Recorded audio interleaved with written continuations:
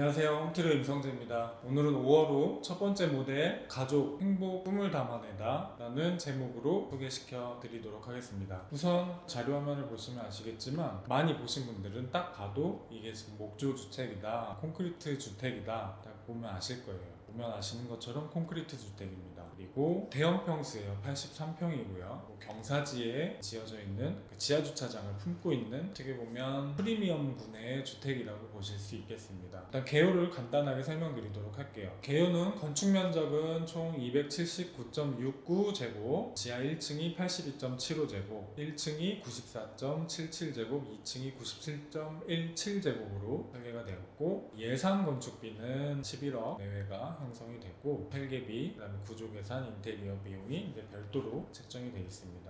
비용 설명은 사실 조금 변수가 많다 보니까 러프하게 생각을 해주시면 될 것 같고, 여기서 외장재나 창호, 그다음에 지붕재, 그리고 인테리어, 마감에 따라서 이 비용이 대형 평수에서는 상당히 큰 금액이 왔다 갔다 할 수 있다는 거를 인지를 하고 계셔야 합니다. 83평이라고 하면 얼핏 외장 마감의 면적만 해도 3,400제곱미터 될 거예요. 그러면 제곱미터당 10만 원이 차이 난다. 그럼 바로 몇천만 원씩 차이가 나겠죠. 외장재 하나만 해도. 그렇다 보니까 재료의 선택에 의해서도 억대로 왔다 갔다 할 수 있다는 거를 꼭 인지를 하고 계셔야 된다. 그래서 평당 얼마다 라는 개념이 상당히 모호할 수 있다는 거를 미리 말씀을 한번 드리고 시작을 합니다. 이제 이 집이 프리미엄군에 속한다는 이제 기준은 대형 평수기도 하고 콘크리트 주택이기도 하고, 또 주차장, 큰 주차장, 차 2대 이상 들어갈 넉넉한 주차장을 포함을 하고 있기 때문에 프리미엄군으로 분류를 하는데, 지하부터 같이 한번 살펴보실게요. 우선 설계를 함에 있어서 경사지가 있으면 계획하는 데 있어서 조금은 수월한 감이 있어요. 예를 들어 평지에 지하 주차장을 하신다고 하면 평지부터 지하 슬로프를 내려가서 지하 주차를 만들어야 되는데, 그 슬로프의 공간은 결국 우리 마당으로 쓰는 대신에 차량을 지나가는 통로로 활용하는 거기 때문에 마당을 못 쓴다고 보시면 돼요. 근데 경사지가 있는 경우에 경사를 이용해서 도로 레벨에서 같이 묻어서 들어가면 건축법으로는 지하로 인정을 받고, 실제로 주차도 따로 마당을 활용하는 게 아니고 도로에서 바로 들어갈 수 있고, 그 위에 1층이 있고 2층이 있고 혹은 3층이 있기 때문에 뺏기는 공간이 없이 온전히 활용할 수 있다는 장점이 있습니다. 그래서 경사지에 설계할 때 이런 부분을 조금 고려를 한다면 훨씬 더 좋은 요소들을 가져갈 수 있다.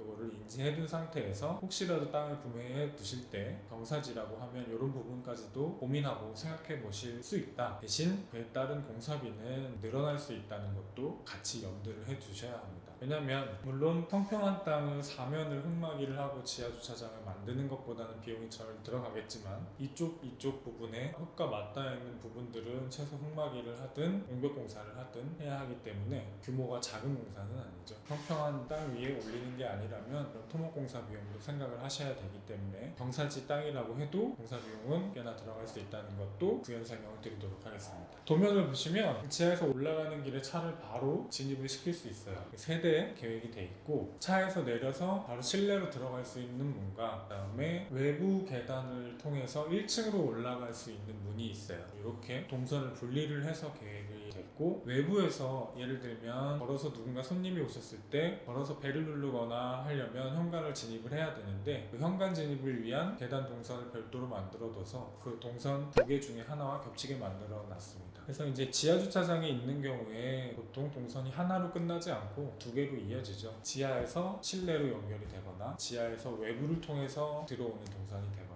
이렇게 구성이 된다. 이렇다 보니까 동선을 위한 공간도 역시 필요할 거고, 2가지 동선 때문에 생기는 두 종류의 문도 있을 수 있죠. 대문, 실내문, 이런 문들이 2가지 종류가 생길 수 있다. 염두에 두시고 지하 계획을 하면 좋을 것 같고요. 그리고 이제 1층을 올라오면 전면에 현관이 있습니다. 그리고 유튜시도에서 보시면 현관 중심으로 오른쪽에 큰 창이 있고 왼쪽에 작은 창이 있는데, 딱 봐도 오른쪽에 보이는 창은 아마 거실 주방이 관련된 창일 거고, 왼쪽은 방이 위치한 거라고 예상이 돼요. 평면을 같이 한번 살펴보실게요. 현관 진입해서 정면에 공용욕실, 그리고 공용욕실을 끼고 계단이 있고요. 그리고 우측으로 거실, 주방, 다용도실이 넓게 배치가 되어 있습니다. 그리고 좌측으로는 문이 많죠. 딱 봐도 공간을 분리를 해놨어요. 이건 프라이빗한 공간이다 라고 해서 딱 분리를 해놨고, 문을 스윙을 해서 열고 나면 전면에 드레스룸, 오른쪽에 욕실, 큰 욕실, 왼쪽에 방, 이렇게 어찌 보면 거의 뭐 방 2개, 3개 정도의 크기에 육박하는 정도의 존이 하나의 방으로 연결이 돼 있다, 이렇게 보시면 될 것 같아요. 방, 드레스룸, 그다음에 큰 욕실. 이게 이제 대형주택에 가질 수 있는 어떤 평면의 여유죠. 83평이라고 저희가 말씀을 드렸지만 실제로 이 집에 위치한 방의 개수는 3개예요. 2층에 한 2개 정도 되는데, 그렇게 넉넉하게 설계를 하다 보니까 거실도 크고 주방도 크고 다용도실도 크고 현관도 넉넉하고 공용 욕실에 안방, 그다음에 안방 전용 드레스룸, 안방 전용 큰 욕실까지 넣어도 1층입니다. 그래서 이렇게 넉넉하게 구성이 돼 있다. 그렇다 보니까 보기에도 시원시원합니다. 그리고 이제 중앙 계단을 통해서 2층으로 올라오시면 2층도 마찬가지로 분리가 좀 돼 있는 걸 보실 수 있어요. 2층 정면 계단을 딱 올라가서 좌우로 딱 분리가 돼 있어요. 그리고 이제 포켓도어로 이 복도를 쭉 연결하거나 혹은 차단하거나 할 수 있는 기능을 하도록 마감으로 구분을 지었죠. 그리고 정면에 방이 하나 있고요. 우선 마찬가지로 계단 올라서서 좌측으로는 소거실이 있어요. 소거실이 있고, 소거실의 한켠에는 미니 주방이 있어요. 미니 주방 겸 다용도실. 그러니까 집이 커요. 2층에서 생활하는 사람이 1층까지 내려와서 갑자기 라면을 끓여 먹는다, 혹은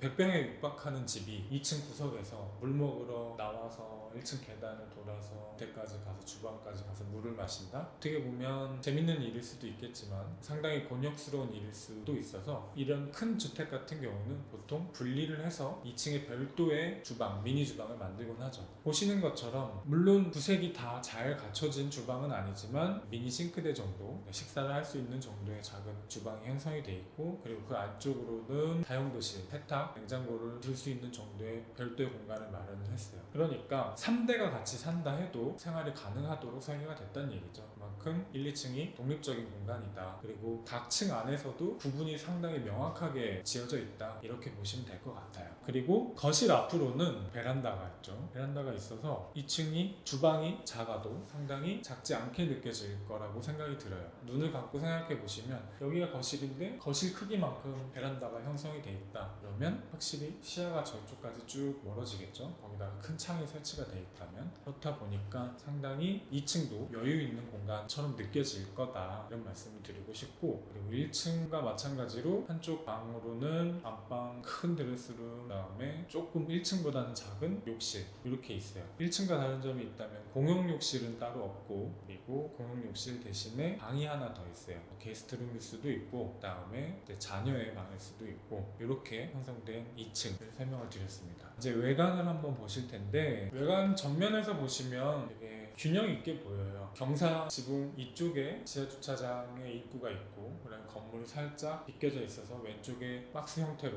큰 매스가 있는데 안정감이 있어 보입니다. 밸런스를 상당히 잘 맞추고 있다는 느낌이 들고요. 그냥 눈으로만 봤을 때에도. 그리고 외장재가 라임스톤이 적용이 돼 있어서 조금 따뜻한 느낌, 포근한 느낌이 들어요. 높은 건물일 때 위압감이 든다든지 너무 성벽 같다든지 이런 느낌보다는 잘 갖춰진 땅 위에 따뜻한 집이 앉혀져 있다, 콘크리트지만 그런 느낌이 듭니다. 개인적으로는 라임스톤도 좋을 것 같고, 그다음에 사비석을 적용을 해도 어떨까 하는 생각이 듭니다. 자, 이렇게 해서 외장을 한번 살펴보셨는데요. 외장과 함께 이 주택 83평 가족 행복 꿈을 담아내다 라는 주택을 한번 같이 살펴보셨는데, 간략하게 이제 요점을 말씀을 드리면, 우선 큰 주택, 프리미엄 주택임에도 불구하고 상당히 작은 방의 평수, 그리고 세분화된 구획구획별로 쪼개진 공간별로 구분이 되는 게 확실하게 눈에 보입니다. 어떻게 보면 요새 트렌드일 수도 있어요. 이게 트렌드일 수도 있고, 이런 식의 주택이 좀 더 늘어나지 않을까 하는 생각을 해봅니다. 자, 여기까지 설명을 드리고 또 다음에 또 좋은 재밌는 주택으로 찾아뵙도록 하겠습니다. 감사합니다.